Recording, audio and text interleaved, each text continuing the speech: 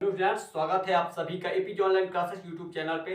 Class 10th NCERT गणित में अध्याय 2 बहुपद पॉलिनोमियल के बारे में पढ़ रहे थे। इसके पहले हमने प्रश्नावली 2.1 कर लिए हैं। अब आगे बढ़ते हुए प्रश्नावली 2 जाने से पहले हम कुछ एग्जांपल्स देखेंगे। आज की क्लास में हम पढ़ेंगे उदाहरण नंबर 2, 3 और 4। ठीक है, तो आइए इस क्लास को आप पूरा देखते हैं तो आपको समझ में आएगा। और यदि आप इन एग्जाम्पलों को देख लेते हैं तो 2.2 आप खुद से कर पाएंगे। ठीक है, तो चलिए आइए शुरू करते हैं। यदि आप इसके पहले की वीडियो नहीं देखे हैं, इस वीडियो को डिस्क्रिप्शन में आपको लिंक मिल जाएगा। सबसे पहले आप उन वीडियो को देखिए तो आपको समझ में आएगा। ठीक है, तो यहाँ पे क्वेश्चन हमारे पास है उदाहरण नंबर 2।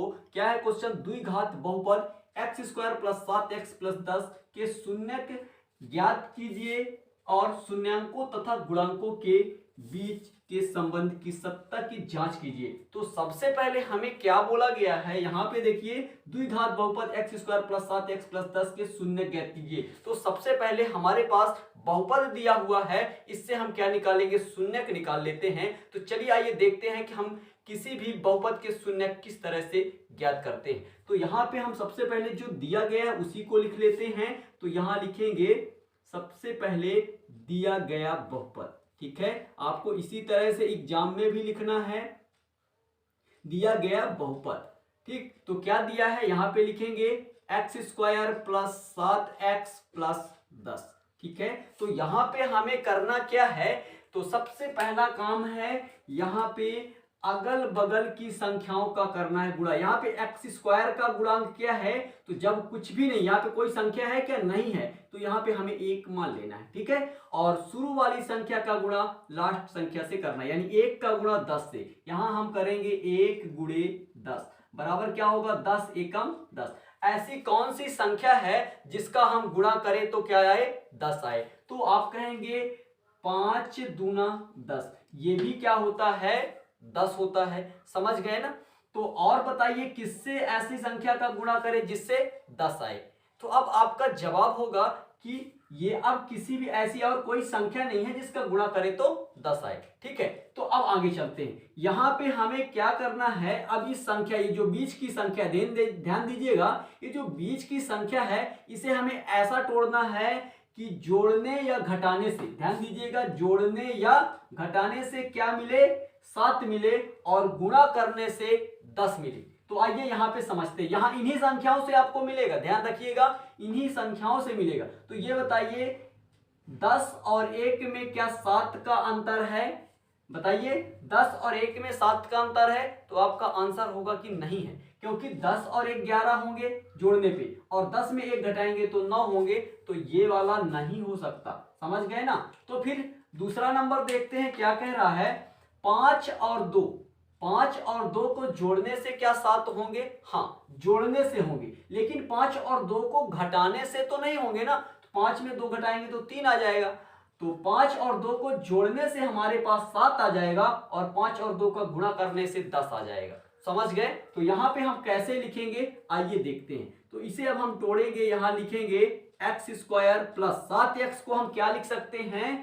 5x + 2x। बताइए लिख सकते हैं कि नहीं? हाँ, तो 5x और 2x लिख सकते हैं, क्योंकि 5 और 2 7 होते हैं, और 5 और 2 का गुणा करने से 10 होता है। समझ गए? तो फिर, और ये जो किनारे 10 लिखा है इसे हमें लिख लेना है इसी तरह से।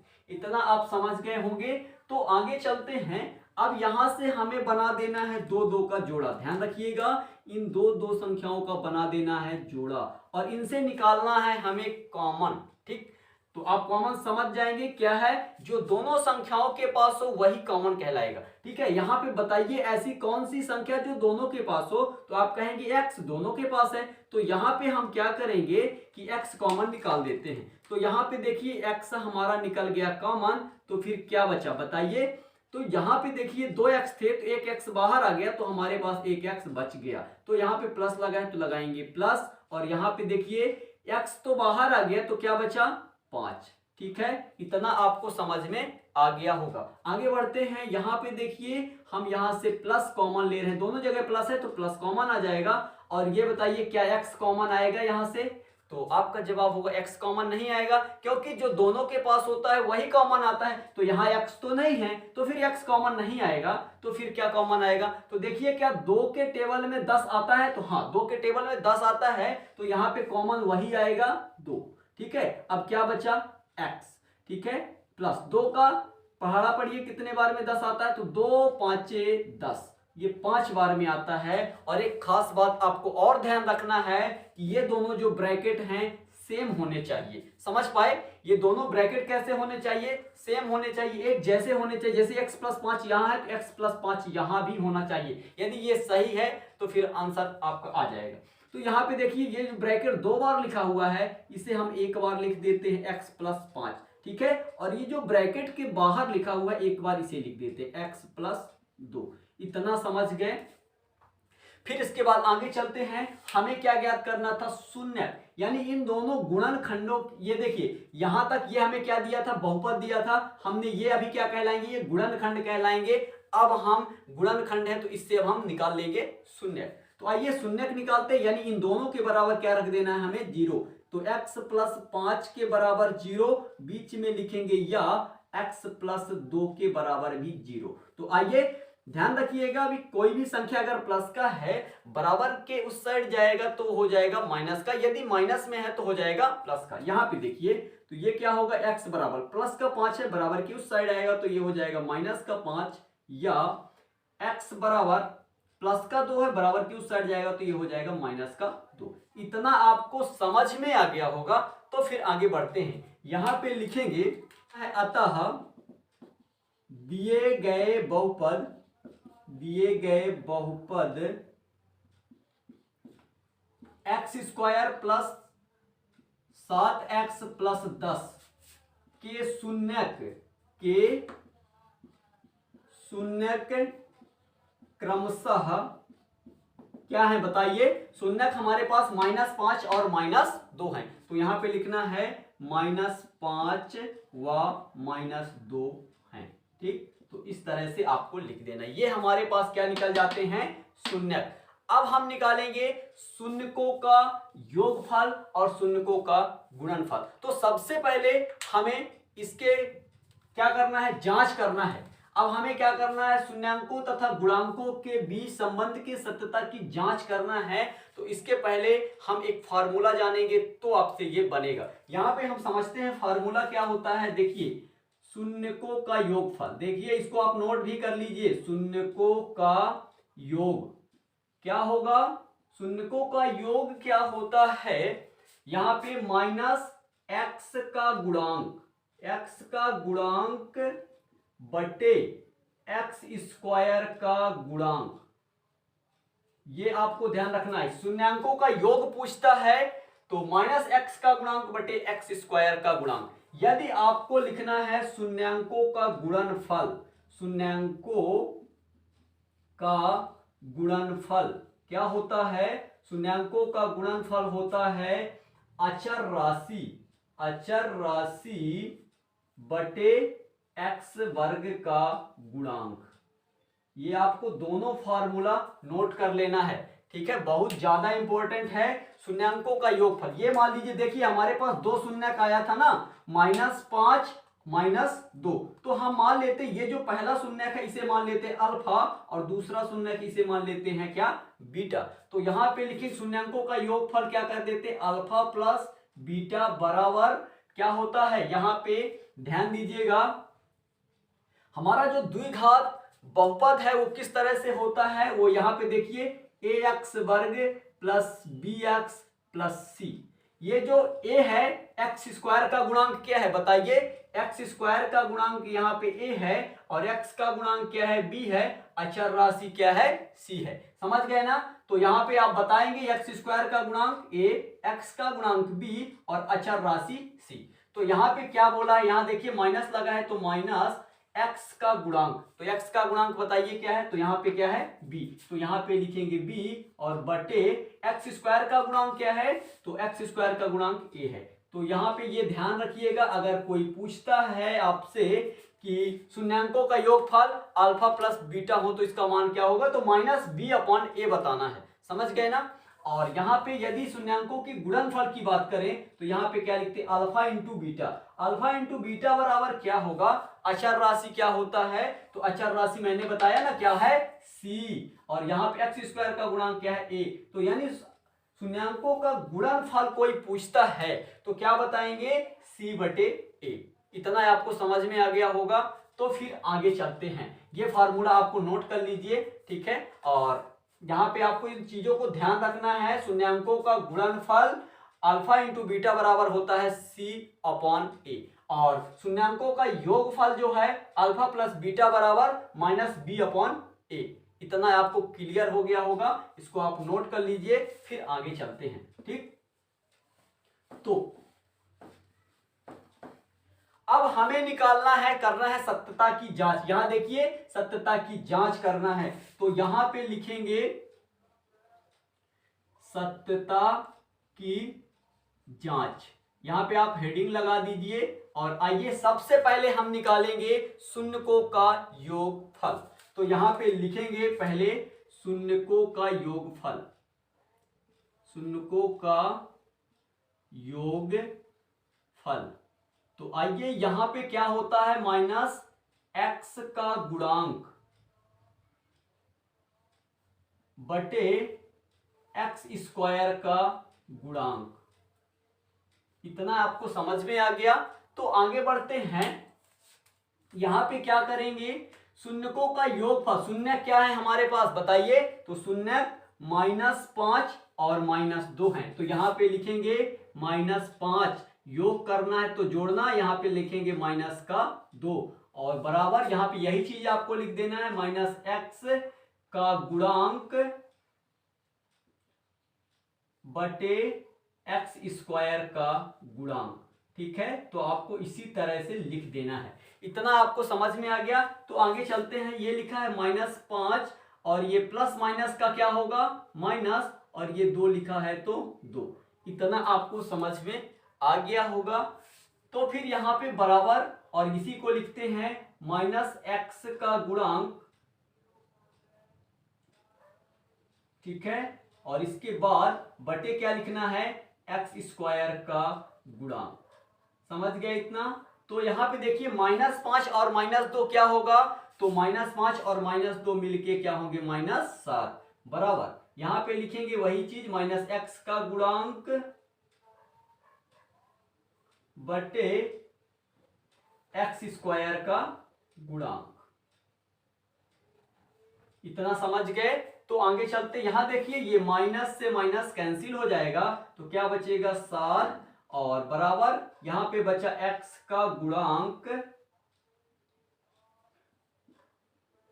बटे एक्स स्क्वायर का गुणांक। इतना आपको समझ में आ गया। यहां पे देखिए इसके बटे में कुछ नहीं है तो हम एक लिख सकते, क्योंकि 7 एकम 7 ही आएगा, और आपको आंसर चेक करना है क्या x का गुणांक 7 है। तो देखिए x का गुणांक यहाँ पे 7 है, हाँ है, और एक्स स्क्वायर का गुणांक क्या है, 1 है। तो देखिए यहाँ पे एक्स स्क्वायर का गुणांक 1 है। समझ गए इतना। तो इतना बन गया होगा। अब हम निकालेंगे, अभी हमने क्या निकाला, शून्यकों का योगफल। अब इसी तरह से निकालेंगे शून्यकों का गुणनफल। तो आइए देखते हैं शून्यकों का गुणनफल। यहाँ पे हेडिंग डाल देंगे, यहाँ पे लिखेंगे शून्यकों का गुणनफल। शून्यकों का गुणनफल क्या होता है, तो शून्यकों का गुणनफल होगा अचर राशि, अभी मैंने बताया था ना, अचर राशि बटे एक्स स्क्वायर का गुणांक, ठीक है। तो यहां पे आइए क्या करना है, हमें शून्यांकों का गुणनफल, लेकिन हमारे पास शून्य क्या है, तो शून्य हमारे पास ये लिखे हुए हैं -5 -2। तो यहां पे हम लिखेंगे -5 गुणे -2, ठीक है, बराबर यही चीज लिखना है, अचर राशि बटे एक्स स्क्वायर का गुणांक। समझ पाए इतना। तो आगे चलते हैं, यहां पे देखिए गुणे में क्या होता है, ये माइनस माइनस क्या होंगे, आपस में कट जाएंगे। तो क्या होगा, 5 दूना 10, और यहां पे क्या लिखेंगे, अचर राशि बटे एक्स स्क्वायर का गुणांक, ठीक है। और इसके बटे में कुछ नहीं है तो हम एक कर सकते हैं। तो देखिए यहाँ पे अचर राशि हमारा क्या है 10, तो मैंने बताया ना अचर राशि क्या है 10, और x वर्ग का गुणांक क्या है 1, तो यहाँ पे x वर्ग का गुणांक 1। इस तरह से ये उदाहरण नंबर 2 जो है कंप्लीट होता है। इसके बाद अब हम देखेंगे उदाहरण नंबर 3। तो चलिए आइए, यहाँ पे उदाहरण नंबर 3 है हमारे पास, बहुपद x स्क्वायर माइनस 3 के शून्य ज्ञात कीजिए और शून्यांकों तथा गुणांकों के बीच संबंध की सत्यता की जांच कीजिए। ठीक है, ये भी क्वेश्चन उदाहरण नंबर 2 के जैसे ही है। ठीक है, और यहाँ पे आइए शुरू करते हैं। सबसे पहले लिखेंगे दिए गए बहुपद, आपको एग्जाम में भी इसी तरह से लिख के आना है। तो सबसे पहले लिख लेते हैं एक्स स्क्वायर माइनस 3। ठीक, तो हम ये 3 को क्या लिखेंगे, आइए यहाँ पे थोड़ा सा समझते हैं। जैसे हमने बताया है कि करनी 2 गुणे करनी 2 क्या होता है बताइए, तो यहाँ पे 2 होता है। ठीक है, और मैं कहूँ करनी 3 गुणे करनी 3 क्या होगा, तो आप कहेंगे कि 3 होगा। और इसी तरह से कोई भी संख्या समान संख्या हो करनी में तो वो क्या होगा, जैसे 5 करनी 5 है तो ये 5 होगा। आप समझ गए होंगे। तो जैसे ये करनी 3 गुणे करनी 3 को हम क्या लिख सकते हैं 3, ये करनी 3 कितने बार है 2 बार, तो हम इसको ऐसा लिख सकते हैं ना करनी 3 का वर्ग। समझ गए। तो यहाँ पे देखिए वही बात है, तो आइए हम इसे लिख लेते हैं। तो यहाँ पे लिखेंगे एक्स स्क्वायर माइनस ये 3 को हम क्या लिखेंगे, अभी हमने बताया ना करनी 3 का वर्ग। इस तरह से हम इसको लिख सकते हैं। समझ गए। तो चलिए यहाँ पे देखिए इसमें फार्मूला लगेगा। हमने पढ़ा है कि ए स्क्वायर माइनस बी स्क्वायर बराबर होता है ए प्लस बी ए माइनस बी। ये फार्मूला आपने तो पढ़ा ही होगा। तो यहाँ पे देखिए हम लिख देते हैं ए स्क्वायर माइनस बी स्क्वायर बराबर होता है ए प्लस बी और ए माइनस बी। ठीक है, ये फार्मूला आपने पढ़ा होगा। तो आइए इसमें अब हम वैल्यू रखते हैं। तो यहाँ पे देखिए क्या है, a का मान जो है वो x है और b का मान जो है करनी 3 है। तो आइए रख देते हैं। यहाँ पे a का मान क्या है बताइए x, और प्लस लगा है तो प्लस b का मान है करनी 3, तो करनी 3 लिखेंगे। और अगला कोष्टक है a का मान क्या मैंने बताया x, माइनस लगा है तो माइनस b का मान हमारे पास क्या है करनी 3। ये हमारे पास एक गुणनखंड आ जाता है। बहुपद दिया गया था, इससे हमने क्या निकाल लिया गुणनखंड निकाल लिए। अब इसके बाद अब हम गुणनखंड से क्या निकालेंगे शून्यक निकालेंगे। तो शून्यक में आपको पता है कि दोनों के बराबर 0 रखना है। तो यहाँ पे लिखेंगे x प्लस करनी 3 के बराबर 0 या और x माइनस करनी 3 के बराबर भी 0, यानी हम इन दोनों के बराबर क्या रख लेते हैं 0। तो हमारा सिंपल सी बात है शून्यक निकल जाएगा। ठीक, तो आइए रखते हैं और देखते हैं। अब यहाँ पे हमने बताया है कि प्लस की संख्या को बराबर के उस साइड भेजते हैं जब, तो क्या होता है प्लस का है तो माइनस का हो जाएगा। तो यहाँ पे देखिए x बराबर ये प्लस का करनी 3 बराबर के उस साइड जाएगा तो ये हो जाएगा माइनस का करनी 3, और ये यहाँ पे या लिखेंगे। और x बराबर ये देखिए माइनस का करनी 3 है और बराबर के उस साइड भेजेंगे इसको तो ये हो जाएगा प्लस का करनी 3। बात समझ में आ गया। तो यहाँ पे हमारे पास दो शून्यक आ जाते हैं, माइनस करनी 3 और प्लस करनी 3। तो यहाँ पे लिखेंगे अतः, यहाँ पे हमें इस तरह से लिख लेना है अतः बहुपद एक्स स्क्वायर माइनस 3 के शून्यक क्रमशः माइनस करनी 3 व करनी 3 है। ठीक, तो इस तरह से आपको लिख देना है। अब आगे हमें क्या करना है, हमारे पास शून्यक तो निकल गए। शून्यक ज्ञात करने के बाद अब हमें क्या करना है, शून्यांकों तथा गुणांकों के बीच संबंध की सत्यता की जांच करना है। तो आइए जांच कर लेते हैं। तो यहाँ पे हम हेडिंग लगा देते हैं जांच। ठीक है, तो यहाँ पे इसी तरह से आपको लिख देना है जांच। आइए जांच करते हैं। तो हमने अभी इसके पहले पढ़ा है कि क्या निकालना है, शून्यांकों का योगफल और शून्यांकों का गुणनफल। तो चलिए आइए निकाल लेते हैं। सबसे पहले लिखेंगे यहाँ पे शून्यांकों का योगफल।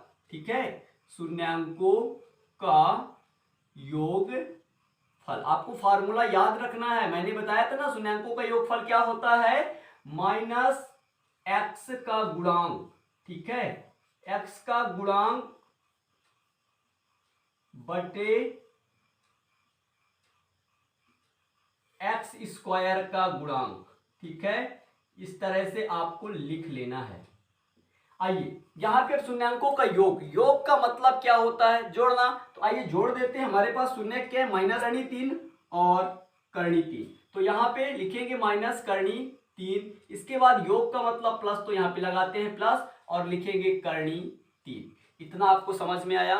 तो फिर आगे चलते हैं। यहाँ पे हमें यही लिखना है, माइनस एक्स का गुणांक बटे एक्स वर्ग का गुणांक। ठीक है, इतना आपको समझ में आ गया होगा। और यहाँ पे देखिए ये क्या है? प्लस का करनी 3 है, ये माइनस का करनी 3 और प्लस का करनी 3 आपस में कैंसिल आउट हो जाएंगे, तो हमारे पास क्या बचा? 0। और यहाँ पे क्या बचेगा? माइनस एक्स का गुणांक बटे एक्स वर्ग का गुणांक। ठीक, इतना आपको समझ में आ गया होगा। और यहाँ पे ये माइनस को इस साइड भेज देंगे, तो ये यहाँ पे माइनस ना लगा के हम यहाँ पे भी लगा सकते हैं। और ये जो 0 होता है ना धनात्मक होता है ना ऋणात्मक होता है, ये बात आपको ध्यान रखना। यहाँ पे माइनस लगाइए या ना लगाइए कोई फर्क नहीं पड़ने वाला। ठीक है, तो मैंने बता दिया ना, 0 क्या है? ना धनात्मक है ना ऋणात्मक है। ठीक, तो यहाँ पे लिख सकते हैं क्या? बटे में कुछ नहीं है तो हम 1 लिख सकते हैं। यहाँ पे देखिए एक्स वर्ग का, एक्स का गुणांक है क्या?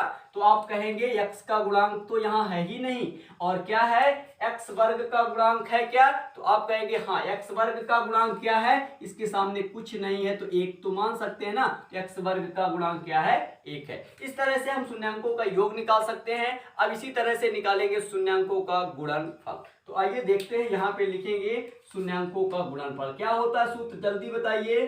शून्यांकों का गुणनफल, जल्दी बताइए आप, क्या होगा? अचर राशि, अभी मैंने बताया था ना, अचर राशि बटे एक्स वर्ग का गुणांक। ठीक है, तो ये हुआ। और यहाँ पे शून्यांकों का करना है क्या? गुणनफल। तो ये हमारे पास देखिए शून्यांकों का गुणनफल माइनस करनी 3 और करनी 3 है। तो यहाँ पे गुणा कर लीजिए, माइनस करनी 3 गुणे करनी 3। समझ गए? और यहाँ पे लिखेंगे अचर राशि बटे एक्स वर्ग का गुणांक। ठीक, इस तरह से आपको लिख लेना है। आइए, अभी मैंने बताया था ना कि यहाँ पे करनी 2 गुणे करनी 2 क्या होगा? तो 2 होगा। करनी 3 गुणे करनी 3 क्या होगा? तो बताइए, अभी मैंने बताया था ना क्या होगा? तो यहाँ पे 3 होगा। समझ गए? उसी तरह से यहाँ पे करनी 3 गुणे करनी 3 लिखा है तो क्या होगा? 3 होगा। और ये माइनस लगा है तो हम लगा देते हैं माइनस। और यहाँ पे लिखेंगे अचर राशि, अचर राशि बटे एक्स वर्ग का गुणांक। ठीक है, इस तरह से आपको लिख लेना है। और यहाँ पे इसके बटे में कुछ नहीं है तो हम 1 लिख सकते हैं। तो मिला लीजिए, अचर राशि -3 है क्या? ये अचर राशि कहलाता है संख्या, तो ये माइनस का 3 है। और एक्स स्क्वायर का गुणांक क्या है? 1 है। ये देखिए यहाँ पे एक्स स्क्वायर का गुणांक क्या है? 1 है। इस तरह से ये उदाहरण नंबर 3 कंप्लीट होता है। आशा करता हूं ये भी आपको समझ में आया होगा। अब इसके बाद देखेंगे उदाहरण नंबर 4। तो आइए क्या है क्वेश्चन, देखिए, एक द्विघात बहुपद ज्ञात कीजिए जिसके शून्यकों का योग तथा गुणनफल क्रमशः -3 व 2 है। ठीक है, यहाँ पे इस बार हमें शून्यक देके रखा है और हमें बहुपद बनाना है। समझ गए ना? उस बार हमें बहुपद दिया था तो शून्यक बनाना था। इस बार क्या है कि हमें शून्यक दिया है और हमें बहुपद बनाना है। तो हम जानते हैं कि हमारा बहुपद किस तरह से होता है? ax वर्ग प्लस bx प्लस c वर्ग के रूप का होता है। हमारा बहुपद कैसे होता है? ax square plus bx plus c के रूप में होता है। समझ गए ना? तो आइए हम इसे बनाते हैं, किस तरह से हमें सॉल्व करना है। हल, माना द्विघात बहुपद क्या होते हैं? अभी मैंने बताया ना, ax वर्ग प्लस bx प्लस c। ठीक है, और जिसके शून्यक हम मान लेते हैं, जिसके शून्यक हम मान लेंगे अल्फा व बीटा हैं। ठीक है, तो यहाँ पे आपको इसी तरह से लिख रहे हैं, माना द्विघात बहुपद ax वर्ग प्लस bx प्लस c है जिसके शून्यक अल्फा व बीटा है। ठीक है, हमने क्या मान लिया, शून्यकों को अल्फा और बीटा। और यहाँ पे क्या बोला है, जिनके शून्यकों का योग, शून्यकों का योग क्या दिया है -3, और शून्यकों का गुणनफल जो दिया है वो 2 है। तो शून्यकों का योगफल यहाँ पे हम लिखेंगे अल्फा प्लस बीटा। सबसे पहले शून्यकों का योगफल अल्फा प्लस बीटा, योग यानी जोड़ना, अल्फा प्लस बीटा बराबर क्या दिया है हमारे पास -3। इतना समझ पाए? तो फिर आगे चलते हैं। और यहाँ पे शून्यकों का गुणनफल जो है वो दिया है 2। तो यहाँ पे शून्यकों का गुणनफल यानी अल्फा इंटू बीटा बराबर हमारे पास क्या दिया है 2। समझ पाए कि नहीं? इतना तो बन जाएगा ना। तो फिर आगे बढ़ते हैं। यहाँ पे ध्यान रखिएगा, इस तरह से क्वेश्चन आपके एक्सरसाइज में आगे चल के मिलेगा, तो आप इसे ध्यान से पढ़िएगा और ये आपके काम आने वाला, आपकी एग्जाम की दृष्टि से भी काफी ज्यादा इंपॉर्टेंट क्वेश्चन है। तो यहाँ पे हमने समझा कि शून्यकों का योगफल पहले दिया था, इसके बाद गुणनफल ये दिया था। ठीक है, तो योगफल को अल्फा प्लस बीटा हमने लिखा -3, और अल्फा इंटू बीटा क्या है गुणनफल, जो क्या है 2 है। ठीक, अब यहाँ पे हमारा द्विघात बहुपद का एक फार्मूला होता है जिसे आप याद रखिएगा। तो यहाँ पे मैं लिख देता हूं, चूंकि द्विघात बहुपद बराबर होता है बहुपद, क्या होता है देखिए, यहाँ पे द्विघात बहुपद होगा x² minus alpha plus beta, x plus alpha into beta. ये फार्मूला आपको याद रखना है। ठीक है, क्या होता है द्विघात बहुपद का सूत्र, x² minus alpha plus beta, x plus alpha into beta. ठीक है, अब आइए हम यहाँ पे रखते हैं वैल्यू। तो यहाँ पे x² ही रहेगा, ये बात ध्यान रखिएगा। और ये माइनस लगा है तो माइनस अल्फा प्लस बीटा का मान क्या है, जल्दी से बताइए। अल्फा प्लस बीटा का मान हमारे पास यहाँ पे देखिए, अल्फा प्लस बीटा बराबर लिखा है ना -3, तो यहाँ पे लिख देंगे -3। x लिखा है तो लिखेंगे x, और यहाँ पे प्लस लगा है तो लगाएंगे प्लस। और अल्फा इंटू बीटा का मान क्या है बताइए, अल्फा इंटू बीटा का मान हमारे पास 2 है, तो यहाँ पे हम लिख देंगे क्या 2। इतना तो समझ में आ ही गया होगा। तो फिर आगे बढ़ते हैं। यहाँ पे देखो x² माइनस माइनस का होता है क्या प्लस, तो यहाँ पे लिखेंगे प्लस, और 3 का x से गुणा करेंगे तो ये हो जाएगा 3x प्लस 2। यही है हमारा द्विघात बहुपद। इतना सरल है कि कोई कठिनाई की बात नहीं, आप तो इसे देखते ही लगा पाएंगे ना। तो आइए, आशा करता हूं ये आपको समझ में आ गया होगा। आज का क्लास यहीं पे समाप्त होता है। और यहाँ पे आता है लिख देना है, आता है आभिष्ट बहुपद क्या है, बहुपद x² प्लस 3x प्लस 2 है। समझ में आ गया? इस तरह से आपको लिख देना है। ये कंप्लीट होता है। जय हिंद, जय भारत। आज का क्लास यहीं